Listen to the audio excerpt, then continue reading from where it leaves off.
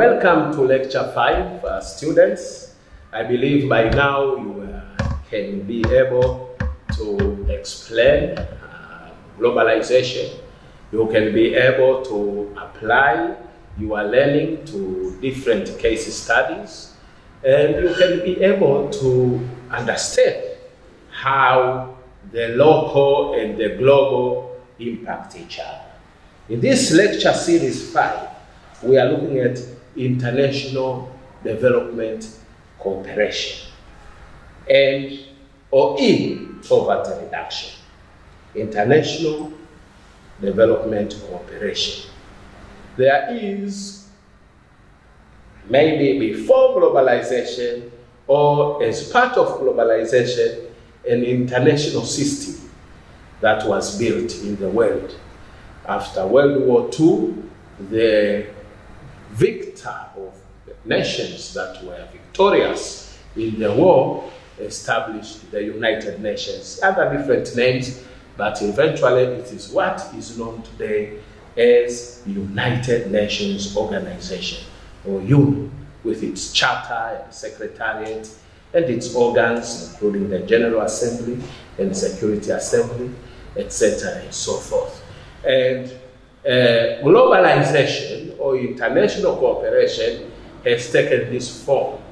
Now countries, big and small, poor and rich, far and near, are cooperating. Of course, even in the regional level, there is the African Union and the European Union, and also at the sub-regional level, we have the East Africa Community and the Southern Africa Development Community. They are all part of promoting international development cooperation. Cooperation is becoming very, very important because local problems are becoming global problems, and this is part of globalization. Local problems in one part of the world or in any part of the world are becoming a global problem, and they require a global response, or they require a global solution. So we are looking at globalization in this context. Globalization in the context of international development cooperation. There are positive effects of international development cooperation, but there are also, I'm sure, negative aspects of international development cooperation. And at this point, I do not aim to go so much into the positives and the negatives, but you, in the context of your study and your discussions, you can also look at international development cooperation. But what is important is the globe or the world or nations are cooperating in various areas and almost in all areas. However, we are going to look at poverty reduction or certain aspects of poverty reduction. There is international development cooperation with the aim of rooting out global poverty or eradicating global poverty because of human rights.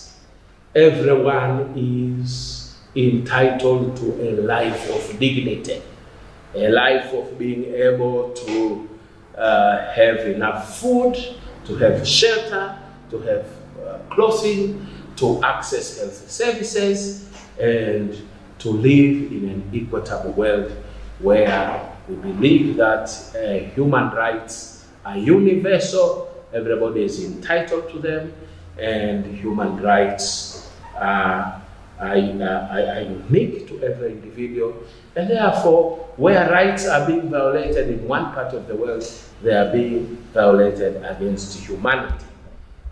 For example, let me just say how rights violated in one part of the world affect humanity. For example, take health.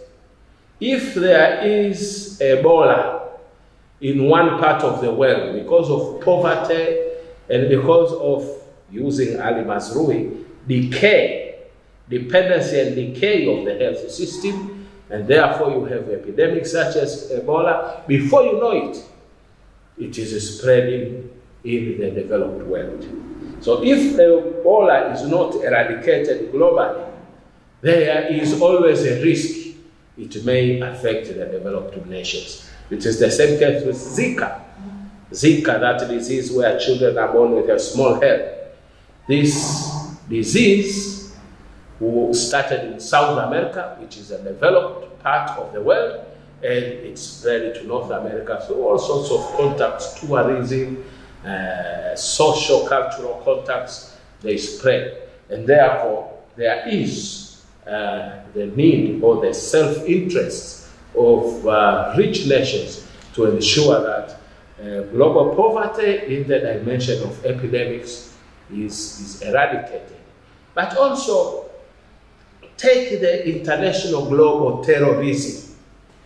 And honestly, there are various reasons, but one of them is poverty. There are some people who may have their own strategic reasons for carrying out terrorism. But those reasons feed on and they flourish on poverty and misery and ignorance and unemployment. So if you have more of that around the world, then you have more human beings who are willing to undertake terrorist activity. And therefore, because of all these and other values which are not self-serving, just to help people out there because they are dying and they are sick for different justification, they are the global, the United Nations or the global community or nations have at various times been attempting to cooperate to eradicate poverty, because the developed countries eradicated poverty to a great extent in the 19th and 20th century. In the 16th century and 17th century, even as early as the 1860s and 1890s, Germany had poor people just like Africa. People who were dying of tuberculosis, a significant number, communicable diseases, people who had poor shelter or even no shelter, people who had poor clothing, people who were illiterate, they could not read and write, they were superstitious. Germany. But in the 1900s, 1890s, 1900s, and now it is a post-developed, post-modern society. And the idea was, how can we share our experiences with countries who are where we were? What experiences have we got to share for them to be able to improve their quality of life, so that we have one world that is prosperous and that has a high standard of quality of life. And normally, international development cooperation starts with international conferences. So you hear about an international conference on social development, which happened in 1990 in Copenhagen. You hear international development of women and development, which happened in Beijing, international development of population and development of children, on climate change. All these are the way the international community starts to cooperate under the auspices of the United Nations and its various specialized organs in trade, in children, and in family planning and population development. So, cooperation and globalization, all aspects of globalization, including the global civil society movement, the global internet, the global technology, are all making the pace of international cooperation faster and more effective. Now, once international conferences have taken place, they pass certain international conventions or declarations or agenda, and these international conventions are normally taken into every country for ratification, and after ratification for institutionalization into specific laws and institutions and policies in every country. One of them is migration.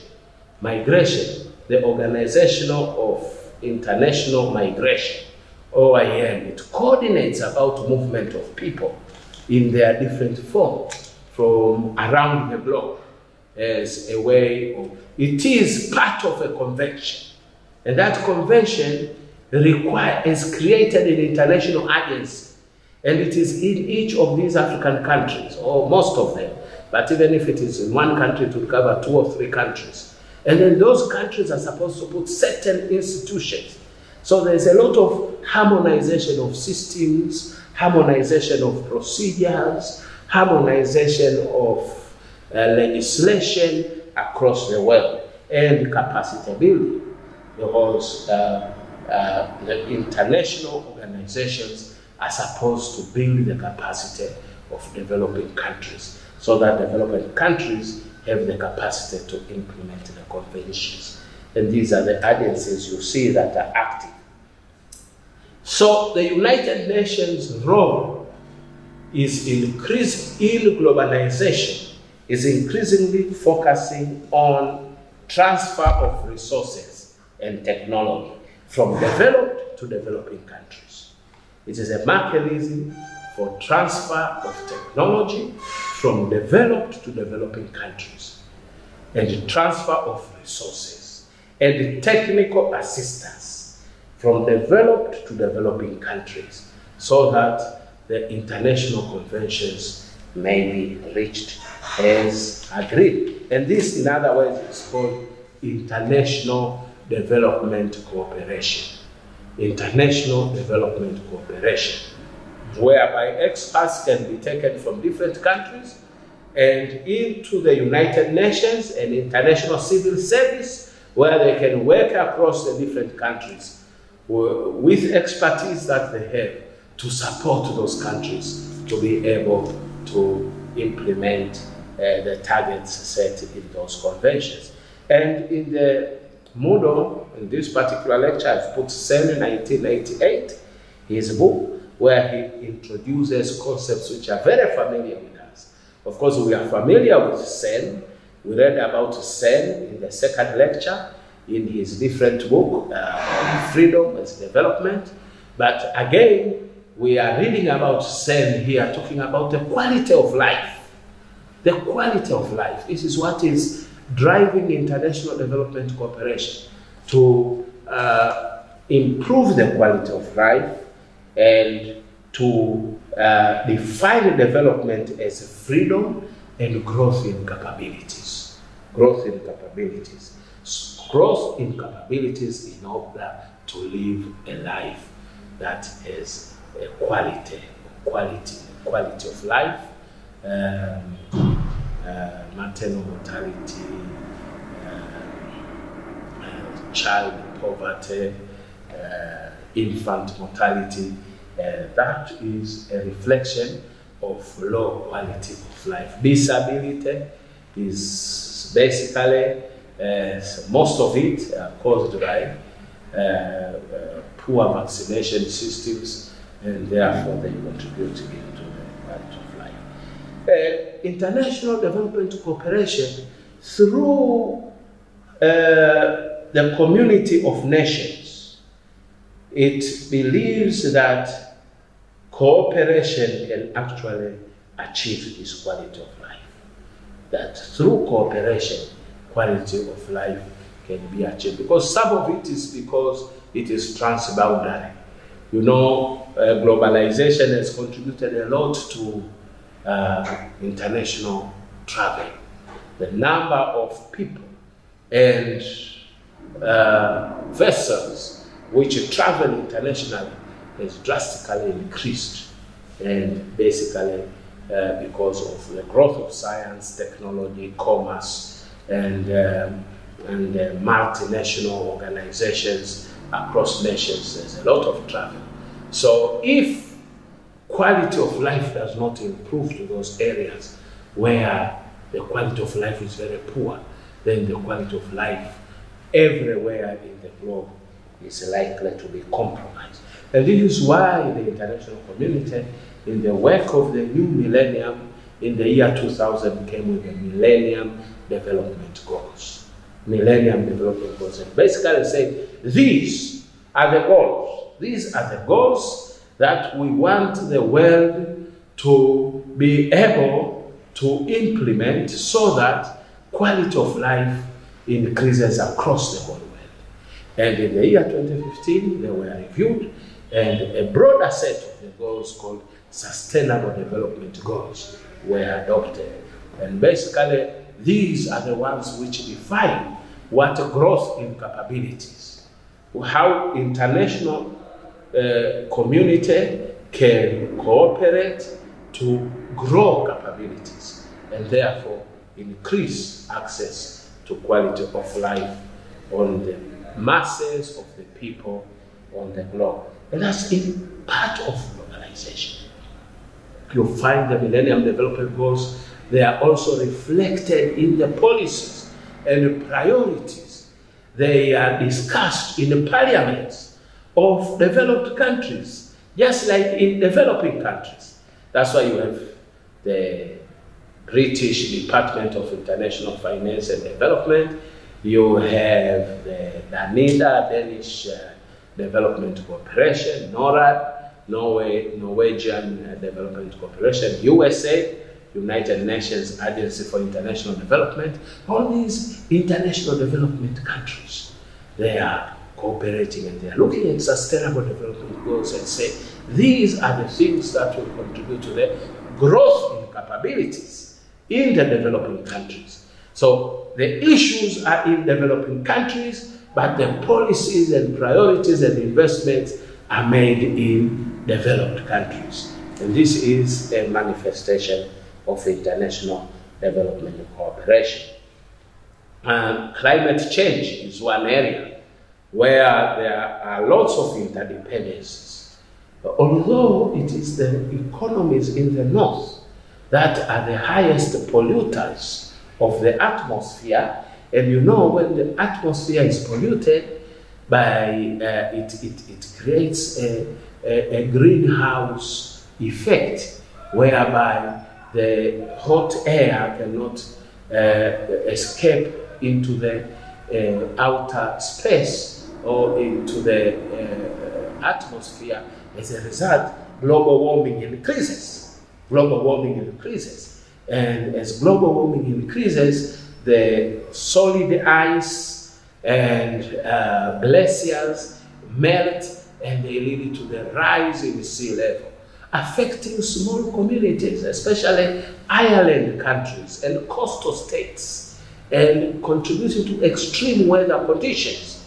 And therefore, there is now a need. The best way to address this is through international development cooperation, because it's a local problem that has become global. And climate change, the whole world suffers, from San Francisco to Madagascar. Everyone suffers, and therefore there's a need to find a global solution. That is part of globalization. That is part of globalization. And there are international conferences. I have mentioned the International Migration Organization on immigration. Immigration is now a big issue, especially from North Africa, Middle East, into Europe, but we've also heard about the caravan from South America to North America, people marching against the border. WHO, World Health Organization, on vaccination, on epidemics, on HIV/AIDS, so that the disease can be contained. International peacekeeping. International peacekeeping, where the United Nations, Africa Union, or for example, ECOWAS are cooperating in order to sustain peace, to defend peace in the hotspots of the world. All those are issues of international development cooperation on various areas of life, and it is a trend of globalization, and it is going to happen more and more. Kwesi Boom, Emmanuel Kwesi Boom, his article is provided for you in Moodle.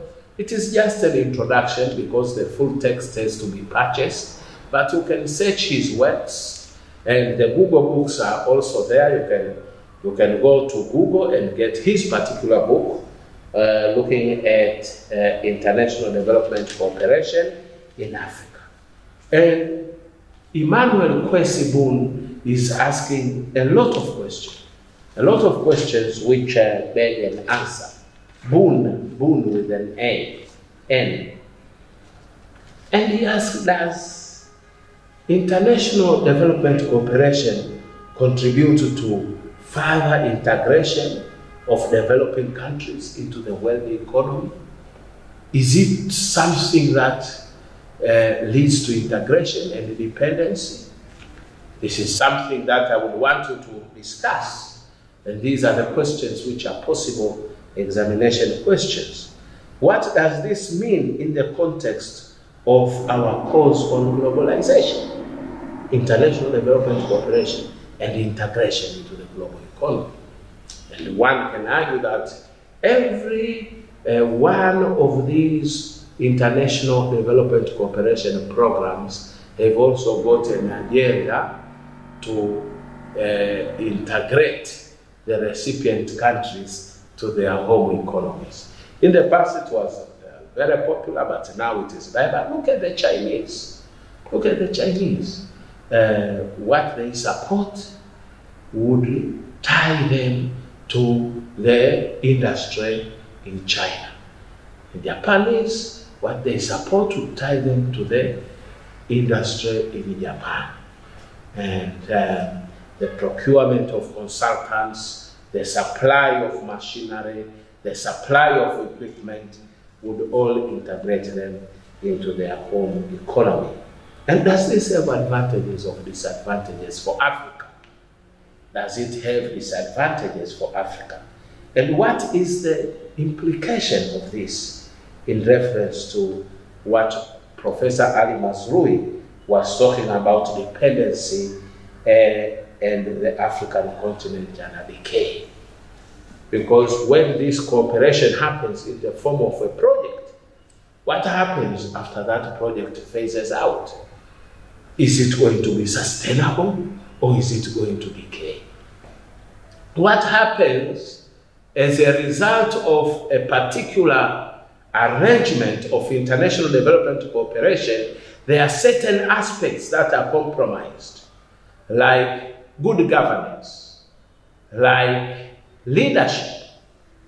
It's not a surprise that there are some cases where, and this was more common in the past, where a government, what is called regime change happened in certain countries in order to fulfill certain interests from particular countries that was coming in the form of cooperation.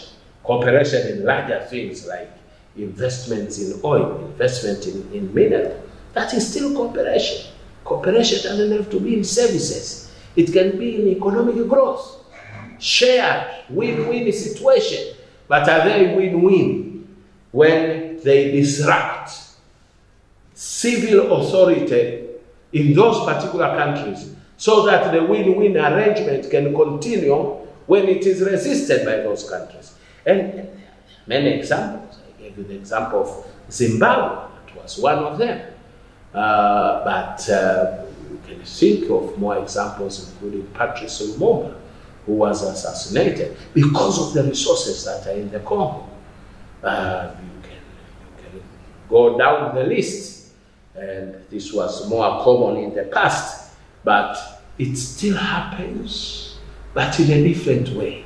So as a student of development studies, and particularly this course on globalization, you are supposed to have a wider view on how cooperation undermines the civil authority. And let's just go to a lower level, like in health services. You have international development cooperation in health services. So an international NGO comes, it is introducing a certain medicine, and it is introducing its own protocol, it is introducing its own vaccination. It is not reinforcing the national mechanism to supply those particular products. It uses a parallel system as part of international development cooperation. But then they would say, our program is 5 years, we have now finished, we are phasing out, we are going. There is no continuity. The guidelines will not belong to the government. The procurement systems will not go from government. The resources to procure those supplies are no longer available. And the disease that was contained starts to emerge, to resurface again. That is decay. And that is undermining civil authority. So civil authority is not just the elected officials, but the bureaucracy, the civil service, the government system, the institutions that are providing services. It's very important when development cooperation happens that they strengthen rather than go around and weaken those institutions, and therefore leading to dependency and leading to decay. We either continue to buy from us, or we decay and we go back to the former state, and not the emerging state that is desirable. And therefore, one needs to look at these disadvantages of globalization being discussed by Imam Kwesi Boone in his work. And he continues by giving us a list of limitations. You can look in his work for a more comprehensive list, but he says that cooperation with respect to international agreed conventions and the environment has many questions and limitations. First of all, it's important to ask, who is involved in the international decision-making process? Who is involved? You find that in most cases it's the elite, according to Emmanuel Kwesi Boone. The elites, they are the ones who are sitting, they are the ones who are discussing. They are not discussing with civil society organizations who represent the beneficiaries. Who is involved? Who has the resources? And who is forced to accept the agreements? Who is arm twisted? The arm is twisted for them to sign by implementing pressure in other areas. That is one limitation in, although they are agreed, but who discusses? What elements are taken into account in international decision making? Are they the elements of social policy, or are they the elements of economic policy? Is environment and sustainability, is gender being taken into account? Who decides what are the priorities and what is their ranking? That is another weakness in international development cooperation. And that he goes on to argue, he has asked a question, but he continues on to answer it and say, international development cooperation must start with a good analysis of existing national policy. So when you go to one nation, you should look at what is their policy. You want to support the youth employment or development in a national, in one nation as part of cooperation. You need to do an analysis of what national policies are there to address employment or development of youth in that particular country. You have to look also at the legal, the policy, but legal. What are the laws that are there to institutionalize that policy and enforce it and make it effective? What are the technological factors? What level of technology is there? Sometimes you cannot just come in with your level of technology without taking into account the existing level of technology, because the level of technology also goes with the level of skills. Even as Open University is introducing Moodle and it is introducing video, it has to take into account the level of technology that students have. Do they have access to ICT equipment, hardware, software? Have they got access to internet? So that whatever is being produced is sustainable and does not. Social, cultural issues, including gender, youth, culture, very important way to take into account, and the environment. That is why it's quite a requirement to do an environment impact assessment. And nowadays I say an environment and social impact assessment, in order to ensure that the decisions which are made and the elements which are taken into account lead to a fair distribution of welfare across the great spectrum of the society that is being targeted, and to involve civil society versus involving just the elites. So in this course we have looked at international development cooperation. It is happening around us, it is happening in many forms, and it is not just on services, it is going into economic investment, financial cooperation, and looking at that as a different form of globalization. The extensive work that Emmanuel Kwesi has done, particularly into looking at the limitations of international development cooperation, and in terms of the involvement of people, ordinary people, to have their voices and say, and to reflect their welfare and environment sustainability as important aspects. And so most of these questions tie to our earlier lectures, the work about Ali Mazrui in the Basutu Prairies, in Hanang, in Manyara district in Tanzania, in the extent to how the development cooperation from Canada and Tanzania have disastrous effects on the environment and the people who used to live around there. And therefore you need to have an open mind when you look at globalization in the context of international development cooperation. Thank you for listening.